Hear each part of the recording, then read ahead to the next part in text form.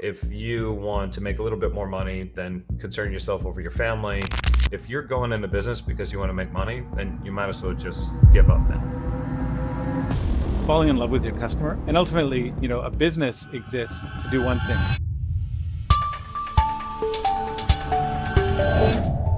Hey, ladies and gentlemen, welcome to another episode of the Beyond Seven Figures podcast. Now imagine going to some of the craziest places in the world, surrounding yourself with some of the most brilliant and talented entrepreneurs on the planet. What could you learn from these experiences? What could you learn from others? That's what we're going to talk about today's guest, Mike Brcic, who is the founder of Wayfinders. My man, welcome to the show. Thrilled to be here, buddy. Dude, so you've had a lot of your own just extraordinary experiences. You're a serial entrepreneur, multiple businesses. You had your own exit back in 2019. Now you're doing Wayfinders, where you get to have these like really, really cool experiences. When we talk about cool experiences, what's the coolest experience that you've had yet? Oh man, there've been so many. I truly am blessed. Just some of the stuff I've managed to do and call it work. And I'll say just what was on my mind this morning was October of 2023. I took a group of 26 entrepreneurs to far west of Mongolia. And basically you fly out to this little town called Ulgi. It's the end. There's this, highway that crisscrosses Mongolia. It's the end of the road, the far westernmost point of this road that transects Mongolia. And we flew there and then we hopped into these Russian military vehicles. They kind of look like, those VW, those buses from the 60s and 70s, but they're like military style and they go anywhere. So we hop into a bunch of those. We drive 4 hours into the wilderness and we met up with a local nomad family. And the people living in that region are all Kazakhs. They're not Mongolians. And we're right near where Kazakhstan and China and Mongolia and Russia meet. And we met up with them, spent a few days with them at this was their fall camp. And then we accompanied them on their fall migration down to their winter grounds. And it was the craziest thing I've ever put on, just because it's such a remote area and like such a wild place. And like you can have, at that time of year, you can have any weather. You could have like -20 and blizzards. You can have t-shirt weather. Thankfully, we had mostly good weather. It was freezing cold at night, but we were pretty warm. But it was a crazy event to put on and we pulled it off pretty well, I think, but just such a wild adventure. And like, traversing through these massive landscapes, big mountains, huge, huge valleys, total emptiness. There's virtually nothing permanent around for hundreds of, thousands of square kilometers. And walking or riding horseback through these vast landscapes with these huge herds of animals, like 1,000 animals, sheep and yaks and camels and buffalo and whatnot with this family. And it was such a unique experience. And I was just actually chatting about it with my advisory board last night. And one of the things that really comes through in an area like that is just pure and utter silence and stillness and vastness. And it was such an amazing place to, go through a journey, not only the journey of this migration, but the interior journey that you go through in a place like that. Well, when you talk about the interior journey, so one of my friends, Neil Gordon, he's a public speaker, so forth. He told me about you long before you and I met, and it was just coincidence that we happened to have dinner one evening and you told me what you did. And I'm like, wait a minute, I just heard about you. Neil told me that what he got out of it was different than what he expected going into it, right? And there's this old saying that you can't solve a problem from the same state that it was created in. So you need to create a new state. And that's more or less what he came out of it. He was in a totally different environment and then just things happened and he started to come up with different ideas and solutions to some of the different, challenges or opportunities or whatnot that he was going through within his own life and his own business. And I feel like even some of the experiences that I've gone on, it's in those moments of where your mind is just somewhere completely different. And then all of a sudden it's like, boom, that one thing you've been trying to solve for God knows how long, all of a sudden that answer just presented itself right away. When you least expected it, it just happened. I imagine some of the people that have gone through your program, and now I've known dozens of people that have gone through your program, but I imagine some of those people go through the same experience. They could either be playing with gorillas or whatnot, and then all of a sudden it's like, oh, I just figured it out. That's exactly what I've been looking for. Is that a pretty common experience you find? Yeah, there are definitely aha moments. And I do remember Neil. He was with me in Uganda, and yeah, you mentioned the mountain gorillas there. And there are definitely aha moments, but I think it's more of a progression and a journey. And typically my events are 9, 10 days, far away corners of the earth. And I sort of look at it as like tuning into a different frequency. And most of us, particularly, my clients are all entrepreneurs. We are a lot of the time we're in problem solving mode. We're trying to like think our way through different things. And what I try to do is just get people to stop and be quiet and be still and listen to something other than the thoughts between their ears. And that could be the rhythm of the forest. It could be the beat of their own heart. It could be listening to whatever's happening in their body. And I look at it as sort of realigning, and we are part of the world, even though we forget it sometimes. And I feel like we are inextricably linked to the world around us. And I've been blessed to spend time with some incredible people, including this amazing shaman in the Peruvian Amazon. And after spending a couple of days with him, just realizing he has a completely different view of the world. And I was walking through the jungle with him, and he was telling me a little bit about the jungle. And this is somebody he spent 20 plus years studying before he felt he could call himself a shaman. And he intimately knows every single creature in that jungle, but not only that particular ant or that beetle or that leaf or whatever, but the relationship that ant or beetle or leaf has with everything around it and how everything is inextricably linked, including himself. He does not see himself as a discrete entity or discrete being in the forest. He is inextricably linked to it.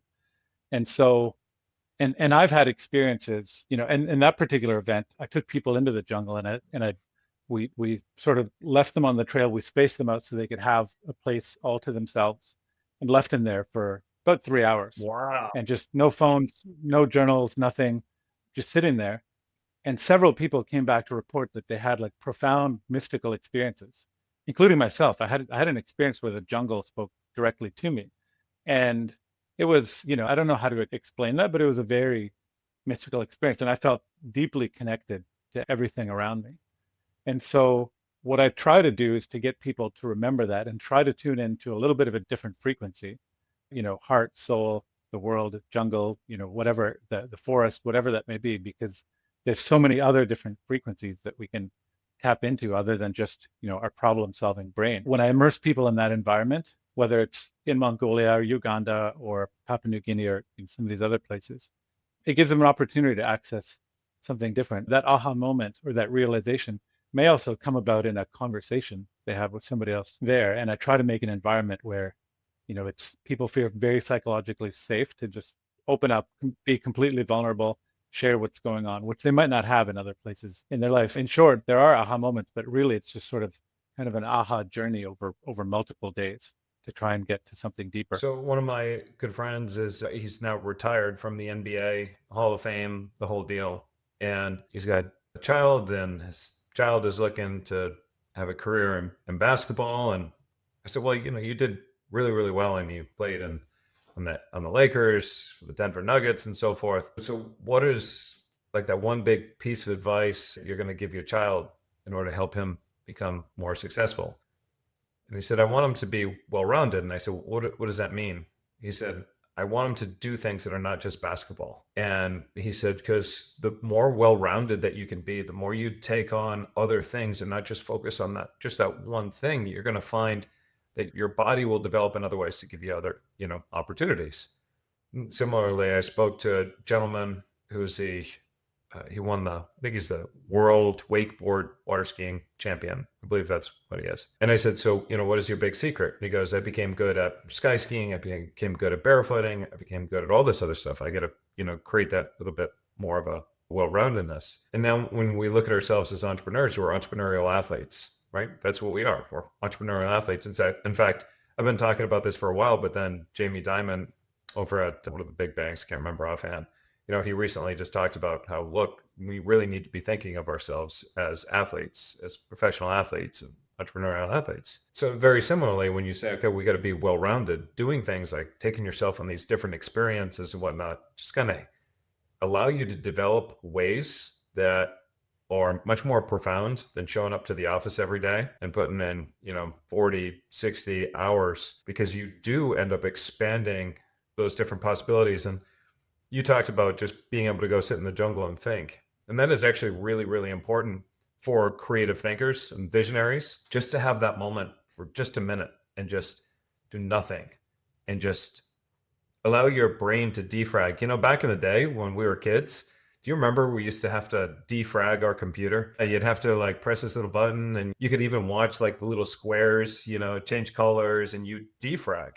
As humans, we have to have that ability to defrag if you want to become the ultimate top performer. But when you're sitting in the office and you do these things over and over again, you don't defrag. And even sometimes going on vacation, some vacations allow you to defrag, but other times they don't because it's just filled with ongoing activities over and over and over again to the point where you feel like you need a vacation from your vacation when you're done. But from everyone that I've spoken with that have gone through your experiences, I get this metaphor that it is almost like that little bit of a defrag experience. They come back as a different person, like they've just hit that reset button or they rebooted their computer, and then they come back and they just have much clearer thought, more energy, more focus, and it's almost like now they can think. When they get back behind their desk, it's like now I can think, which is a very interesting consequence, so to speak, of going through those experiences. Now, you've met some really extraordinary people. Several of them are mutual friends of ours. What do you think, now having met so many different people, what do you find to be the common denominator behind those folks that are that do great things in this world, make a big impact, create wild successes? What do you see as a common denominator versus those who may not? I think my answer might not be a conventional one, but what I see is there are two paths to that. And I'll preface that by saying a lot of the work that I do, a lot of the journey that I'm trying to take people on during my events is, my shorthand for it is coming home to yourself. And it's unpacking and undoing years and decades of programming and messages about who we should be, how we should be, what we should be, what we should be doing in the world, all these kind of things, right? And so typically, we spend the first half of our life just sort of dutifully, doing our duty, following responsibilities, doing the right thing. And then at some point, typically in midlife, you have the quote unquote midlife crisis. And that's when it's time to reevaluate all of this. And like, who am I? What is the life that I'm trying to live? I've seen a lot of very successful people get huge levels of success operating on sort of that default operating system. And to give you an example, a lot of the people, because I have these, intimate conversations, a lot of very successful people grew up in an environment of scarcity where there wasn't a lot. And so, that drive to succeed comes in reaction to that experience of childhood, which felt inherent, probably was accompanied with a lot of feelings of, lack of safety and inherently chaotic and whatnot. And so that drive is an attempt to like keep that at bay and you see people, running 10 million, $100 million companies who are still in this furious race to try and keep that scarcity and that, keep everything together, keep it from collapsing. And that's just one of many scripts that drive very driven people. And then at the same time, I see people who have. Sorry to interrupt you, but to some extent, I can Yeah, see go how ahead. that works because it's like, so some of the wealthiest people have the scarcity, right? For the same reason, it's like the funniest comedians actually have experienced some sort of trauma or, something quite sad. Some of the most successful psychologists and or whatnot, they had their traumas that they're trying to kind of go through, which is why they picked the profession they've had. You see that even like some of the greatest health professionals started after a few different scares that took them through that journey. So I can see how your biggest challenge very early in life actually was the catalyst for creating something great. But what if you don't have one of those challenges? What if you grew up in a comfortable household, middle class, you had great family and whatnot? Then what happens? So I'm an avid student of psychology, and there's a number of writers that I follow. I'm a fan of Jungian analysts. One of my favorites is James Hollis. He was on Tim Ferriss's, or sorry, Andrew Huberman's show Yeah. recently. And there's this saying in the world: nobody escapes childhood unscathed. And not to say that people don't have happy childhoods, but just to say that trauma doesn't always look like what we think it looks like. It's not always physical abuse, sexual abuse, being screamed at or yelled at or whatever. Sometimes it's just an offhand comment from a parent or from a family member. Sometimes it's getting bullied in the schoolyard or whatever. On particularly, it could be it could be one incident that leaves Printed Mark, these incidents when we're children compromise our sense of safety in the world, and then they leave a mark on us. And to I'll give you a particular example from my life. My childhood wasn't particularly deeply traumatic. I've certainly done a lot of unpacking of it. There was a lot of garden variety, busy parents, not always able to give me whatever, that kind of stuff. But as I've gone on this multi-year journey to understand myself and unpack things, I've discovered these things that have kind of laid dormant, but you shine a light of awareness to them, like, holy moly. And so I'll give you this example. Grade 7, this I had a crush on this other girl in grade 7, and I'm gonna keep her name out of it. Let's call her Janet. And one day, this crush went on for weeks, months, whatever. And one day, I get a note. Somebody passes me a note in class, and it's from Janet. And I can't remember the exact wording, but it was something along the lines of "I like you." And to my 13-year-old brain, I'm like, "Oh my God, I can't believe Janet, this girl that I've admired for so long, likes me." And then what proceeded over the next few days was me. I was way too shy and awkward to do anything about it, so I just passed notes back to her, and she would pass notes to me. This went on for about a week, and I was giddy, and I would be skipping my way home, just like, I can't believe this is happening, and also at the same time terrified, like, what do I do with this? And then what happened after about 5 days was the whole thing turned out to be a hoax. She was just not a hoax, but she was playing me. And what was worse is the whole class was in on it. And you can imagine, to a 13-year-old, when like that, those middle school years, when your peers and your social circles and everything is like so important to you. It's your entire life. You're separating from your parents, finding your way in the world, and then you get completely crushed. And that was my first experience of, quote unquote love. It was more like, crushes and infatuation, but that was one of my first experiences. And it wasn't like I'd totally forgotten about that. But as I went into adulthood, I had no idea of the impact of this experience on me. And then through therapy and, different experiences, discovering and going back to that place and just like feeling those feelings again, like really intense and really powerful, and how much, that becomes a script, like love is dangerous, love will hurt you, and I better put my guard up. Until you start examining those and pulling them apart and working with them and healing from them, they run the show. And so somebody can have a really happy childhood, but there could be a few experiences along the way that teach them, you'd better keep your nose to the grindstone. You better hustle and hustle and hustle until the day you But die. why was that the best thing in the world to happen to you right now? Because I always believe that our greatest challenges, when we look back in life, we can say, you know what? While it seemed like the worst thing that could ever happen to me. If that didn't happen, I wouldn't have done this, which led me to this, which then allowed me to meet this person involved, which brought me to here. And I can be grateful. So why was that the best thing in the world to happen to you? That is an absolutely fantastic question. And I can answer that. It's that and other experiences left me through childhood and through adulthood very puzzled about this idea of love and going into relationships with a lot of defenses up. And it's hard to truly, on a deep level, connect with another person, with an intimate partner, when you have these shields up. And that, caused all kinds of problems in my relationships. And I'm getting to the good part. The good part is, after enough of this, after getting punched, cosmically punched in the face by the universe over and over again, I decided that it was time to stop blaming other people and start looking within. And that led me on this multi-year quest of, self-examination, of therapy, medicine journeys, you name it, all of which, at this point in my life, I feel extremely open. And, I have an incredible connection with my partner. I have an incredible connection with my kids, amazing connections with friends. And a lot of it is because I've done the work to remove these barriers. And maybe if I hadn't had these imprints, I still might have had maybe not like 5 layers of shields, but just 1 or 2 layers of shields.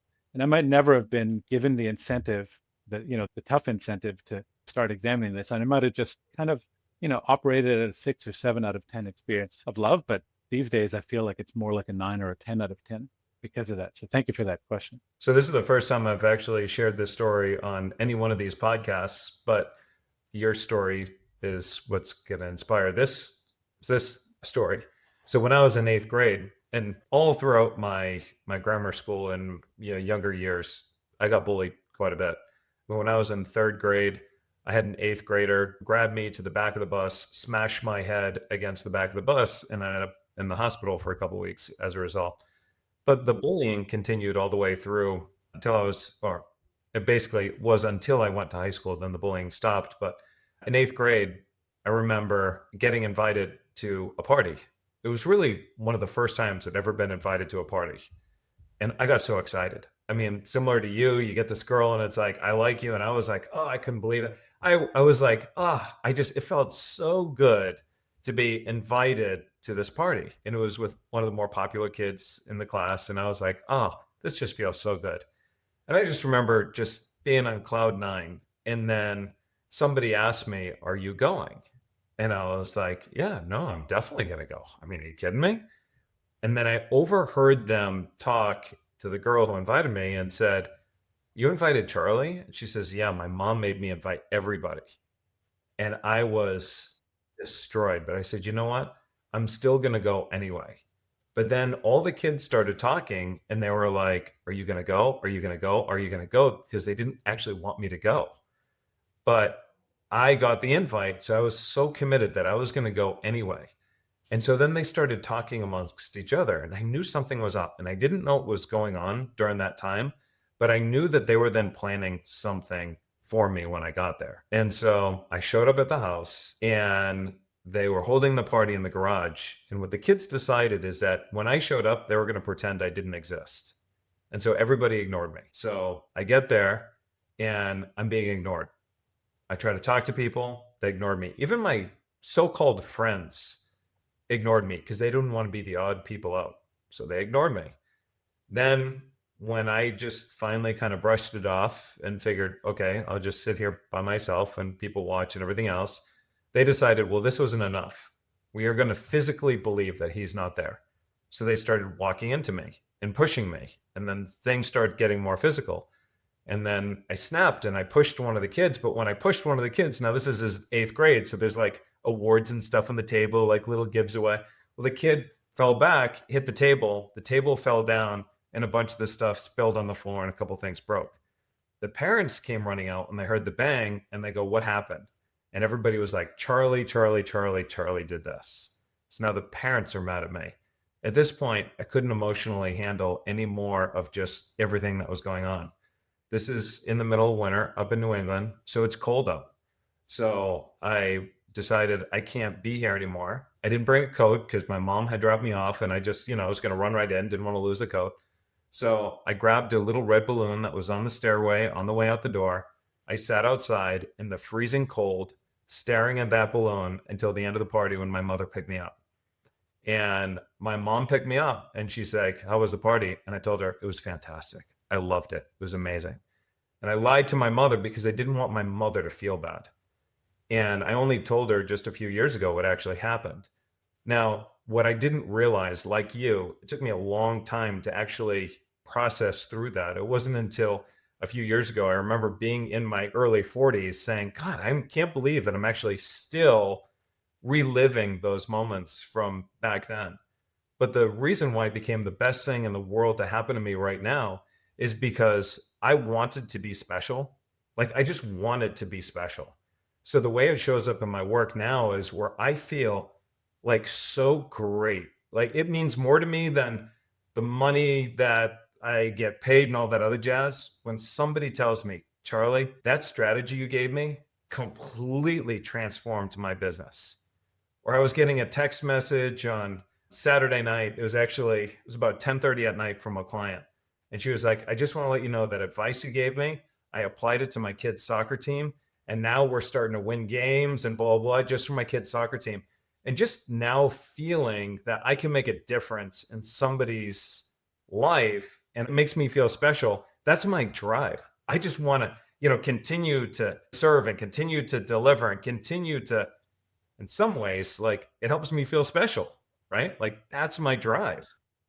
And it's like, that's why I really love what I do because it gives me an opportunity to add so much value into somebody else's life that it's like I've created my own tribe of people. The Chinese figured it out several thousand years ago, right? It's like every negative has an equal and opposite positive. It's a yin yang. Energy, all the way down to the smallest observable molecule, is a positive and a negative. So there's always that stuff, right, that goes on. But one thing that Dr. John Demartini shared with me is in the yin yang, or you have you often see it in the image of the black and white. Do you know what the most powerful part of that image actually is? It's the one thing that almost nobody sees. It's the line between the yin yang.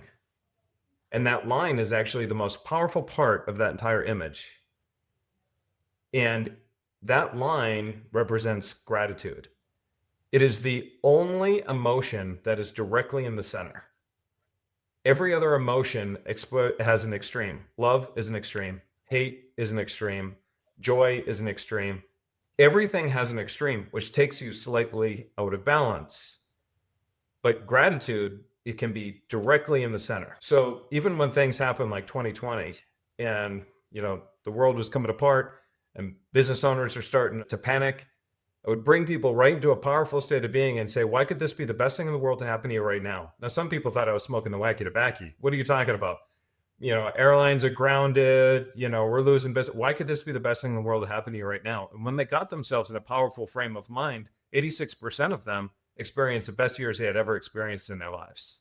Doesn't matter the industry, travel, restaurant, doesn't matter.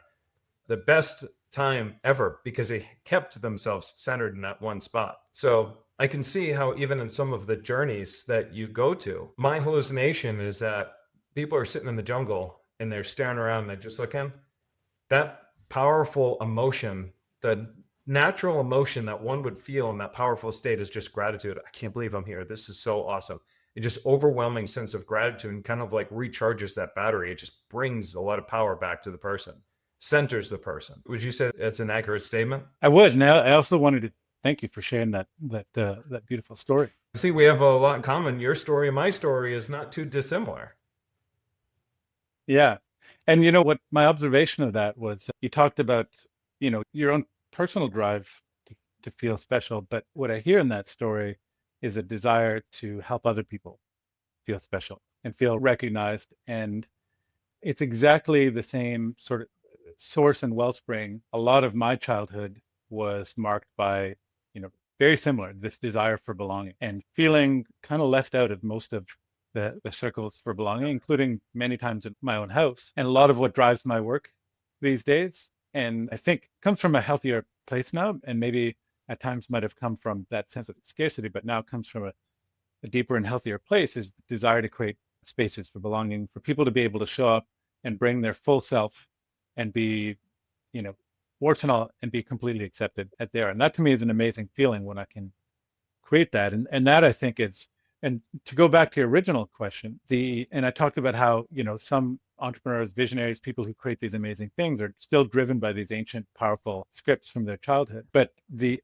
other part of it is I see people who've tapped into that sort of deep wellspring, who've maybe done the work and, healed a lot of those wounds and are able to operate from a deeper place. And often it sits kind of like a yin and yang on the other side of that wound, that comes, the energy that they're bringing to it is from a much more positive place, Mm-hmm. right? And so your example, the business you're running, you could very easily run a business like yours from an intense feeling of scarcity. And it's like, I need to get to 100 million, then I need to get to a billion, then I need to get to 10 billion in this chase for validation to fill whatever void. Or you can come at it from what I sense is a very deep place of service to the world and to your clients. And they're kind of different sides of the same energy, but the internal experience is very different, right? Because I know entrepreneurs who are running 10 and $100 million companies and who never quite feel satisfied. And that drive is to try and fill this void that will never get filled from another zero. And then there's other people, it doesn't matter, what the business is doing. They feel deeply fulfilled by what it is that they're doing because it springs from their soul, essentially. You get paid in direct proportion to the impact that you create, right? And this is another lesson that DeMartini shared with me. It's like, if you want to just, make a living, take care of yourself, then just worry about yourself. If you want to make a little bit more money, then concern yourself over your family, then your town, your county, your state, your region, your country, the world, and so forth. When you start thinking in terms of impact, that's why when you look at today's billionaires, they're going even beyond just the world at this point. Now they're looking into space because it's about how do I make an even bigger impact. And when we look at the entrepreneurs today and the most successful ones today, you look at Richard Branson. Richard Branson said, if you're going into business because you want to make money, then you might as well just give up now. He says, you're never really going to make it if your big goal is just to make money. What is the impact that you want to create? And a lot of that is governed by two things. Number one, impact helps you create a bigger vision. And then number two, it goes back to Darwin's survival of the fittest. Darwin's survival of the fittest, and you've seen enough animals out in the jungles and whatnot. It's not the toughest animal out there that ends up, surviving and whatnot. What it is it is the animal that aids to the survival of everybody else in their pride, everybody else and whatnot. If you can aid to their survival and help them get more of what they want, then they conspire to make sure that your survival, that you're there, that you're the first ones to eat, like the lions. The lions will make a kill and bring it to the king of the jungle, right? They'll bring it to the main lion to make sure that lion gets to eat first, because they know that if crap ever hits a fan, that lion will make sure that the whole pride is then protected, right? So it's like, by you making sure that you give as many people as possible the results that they ultimately want, and your focus is on just making sure everybody gets, closer to that ultimate result, the world then conspires around you to make sure that you're successful, because your survival actually helps everybody else get more of what they want. And I will say the biggest difference between my previous business, and I scaled that business, fairly large, and we were operating in 50 countries by the time I left. That business was just a grind day in, day out for so many years until I sold it. And the difference between that business and Wayfinders, where I am now, which is there's so much more flow involved in this and so much less struggle, and it's quite a successful business, is that I come at it from a place of service and wanting to provide value to my customers, and that is the starting point of how I operate. Whereas before it was about me. It was about my ego and my need for validation, and setting these numbers and these targets and these BHAGs and all this kind of stuff, which is really about me. And at one point, my BHAG, my big, hairy, audacious goal, was I wanted us to operate in 150 countries, and I wanted to be on the cover of Entrepreneur magazine. Talk about an ego goal and a quest for validation. What does that have to do with anything meaningful or valuable? It has nothing to do. And look at some of the people who've been on the cover of Entrepreneur. People like Elizabeth Holmes and Sam Bankman-Fried and whatever, people who've fallen pretty far. And we celebrate them for these achievements, but without really digging into who are these people and what motivates them, and, what are they actually trying to create in the world? And so I think, to me, the big piece of the puzzle that is probably the best piece of the puzzle to be solved is really self-examining what you want in the world and trying to come at your work from a place of service rather than ego, and not using your company in a quest for validation, because that will ultimately futile. And number two, eventually it's going to either burn you out or it's going to crash and burn pretty badly. So that actually is a nice segue to my favorite question that I love to ask our guests. This is the Beyond Seven Figures podcast. What would you say would be your biggest, best tip for a listener that wants to take their business beyond seven figures? Well, I just touched on it. It's the value first, right? And to me, I've always believed in really wanting to just falling in love with your customer. And ultimately, a business exists to do one thing. It's to solve a problem for somebody or multiple people. And when you fall in love with your customer, you want to know everything about them. You want to know them as people. You want to know what keeps them up at night. What are their hopes and dreams? When you come at it from that perspective and really understand them and want to create value for them and be of service to them, you inevitably get rewarded. And so, in my previous business and my current business, I would make sure that I take time speaking with my customers on a regular basis every week, and just getting to know them as people and figuring out how can I make their lives, I don't need to change their lives and, completely overhaul their lives. And I just need to make some small improvement for them, make their lives a little bit better as a result of having interacted with me. And when you approach it in that perspective, success is always inevitable. Yeah. Again, it's, you get paid in direct proportion to the value that you're able to provide others, to the impact you're able to make. And when you look at the difference between those people who are, they're always trying to compete on price versus those that get premium price and they still have people lining up to do business with them, oftentimes it has to do with impact. Like if you just look at the very basic level, you look at Walmart.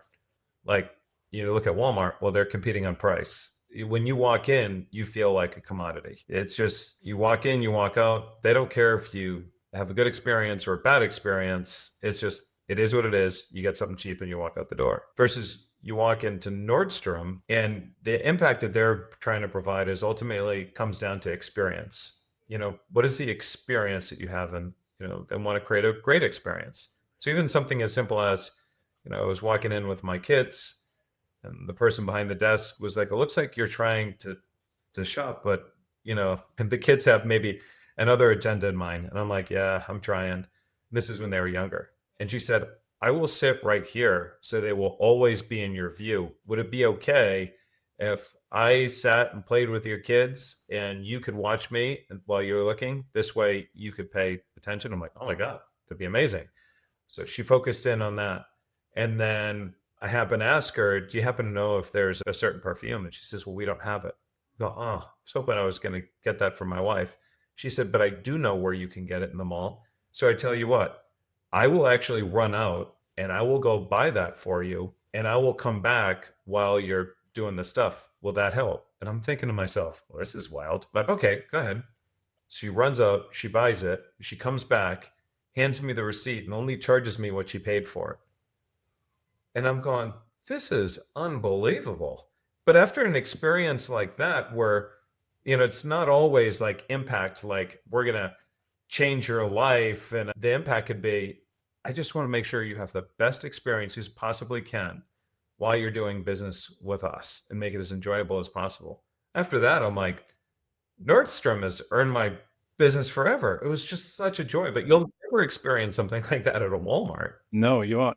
And here you are many years later still talking about Nordstrom because of that one interaction. So that's why you'll spend $200 on a pair of jeans at Nordstrom. Plus, if there's an issue, they'll take care of it and they'll hem it for free and all that other fun stuff. Versus, you could, I don't know, what's it, $20, $25 over at Walmart, but you're not going to get the same experience. You'll pay premium for a better experience. But some people value experiences over others, and that's okay. You just have to know who you're going to work with. So now, Mike, people want to learn more about you and Wayfinders. Where do we send them? Way-finders.com. And if I can just give a plug, I'm just in the process of releasing my new podcast, A Wayfinder's Guide to Life. So there's a link there as well in it. And for season, we're looking at midlife through the lens of the hero's journey, which is quite good. I'm quite enjoying writing. That's awesome. And so the name of the podcast again? A Wayfinder's Guide to Life. A Wayfinder's Guide to Life.